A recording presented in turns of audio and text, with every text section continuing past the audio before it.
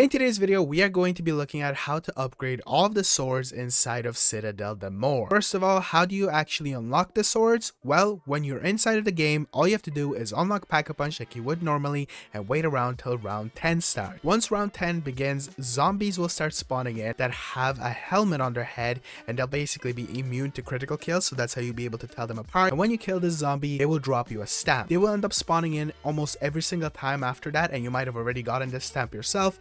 And with this, you can go over to this dining room location. This is where Vulture is located if you want to look on your map and figure out where this is. And here you will see 4 different knights. Each one of these knights is correlated to the certain upgrade, and they also have symbols on their chests or just overall on them that correlate as well to that. So if we look at these knights, you see a lion, which is for the Solais or the light sword. Then to the right of that, you will see a dragon, which is for the Caliburn or the fire sword. Straight behind that, you will see the Stag or the Durendal sword, which is for the lightning one. And lastly, to the right of that, you will see a crow on the shoulder of the knight, and that is going to be correlated to the Balmung sword, which is the void sword, which is actually really good. And the way you get it is basically just interact with that sword with the stamp. Again, you'll be able to get these stamps basically every single round, but do make sure that the sword that you pick up is specifically for the steps that you will be doing, because you won't be able to use the lightning sword for, let's say, the light sword. So make sure you do that. The first sword that we're actually going to be looking at is the Solais one, which is the lion or the light one. And for this, all you have to do is once you pick it up, special parasites will start spawning in, which are the flying zombies that are going to start glowing. What you have to do is, using the sword, kill one parasite and then make your way over to here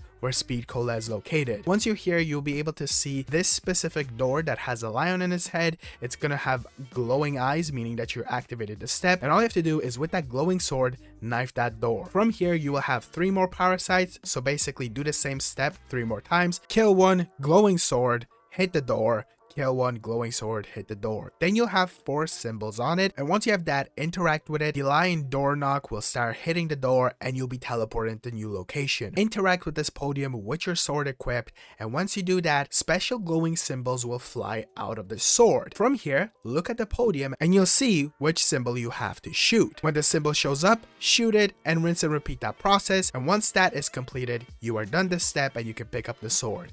Do bear in mind, zombies will start spawning in. If you fail, a lot of the symbols will start spawning in, which I don't know if it's bugged out, but my game completely broke because I was messing up too much. But just look at the podium, shoot the symbols, and you should have that completed. The next sword is going to be the fire sword or the Caliburn. For this one, once you equip the sword, make your way over to where Jug is located and go over to this dragon statue. From here, once you place down the sword into the podium, you will have to look for 4 different fires around the map, and you'll have to bring the fire back to this dragon. They're all actually going to be located back in the village, so it's going to be relatively easy, but there's 2 things that I recommend for you to have before you start this step.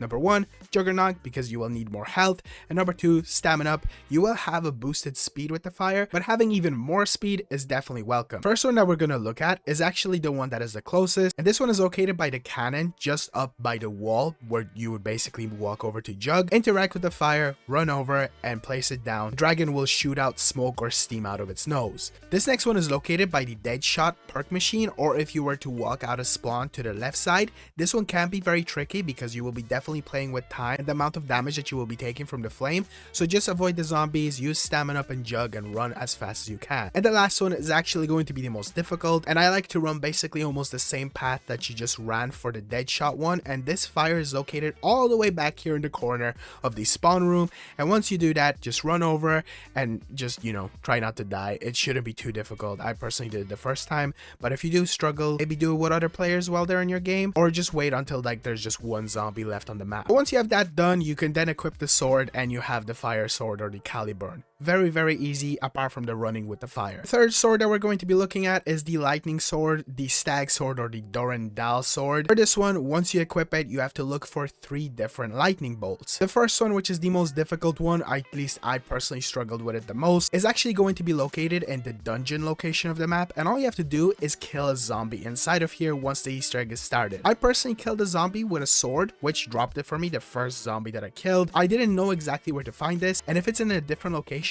then I will definitely update it down in the comments, but this seemed to work for me the same way that it worked for other people. The second lightning bolt is going to be located just beside Deadshot. It's very obvious to to see and super easy to collect. And for the last one, you'll need dead wire on your weapon. Then go over to the same location, basically where the light lion face is. And what you have to do is shoot this specific electric box. And once that's done, electricity will move up and then you basically get the part. Once you have that, make your way back as if you were going to go towards the cannon, but go towards elemental pop and you'll see this cauldron. Place all 3 rods into it and then a storm will show up. I personally recommend for you to do this on an early round because there will be a bunch of zombies that will be spawning in, and what you have to do is have your sword equipped. For this, maybe have Jug, more armor, and also melee macchiato since the sword needs to be equipped because it needs to be hit by lightning randomly inside of the storm. Once it's hit by the lightning, then you have to just melee the cauldron 3 times, so basically repeat it 3 times. It's completely random how the lightning will hit it, so if it doesn't happen, just wait around, it will come up. And once that's done,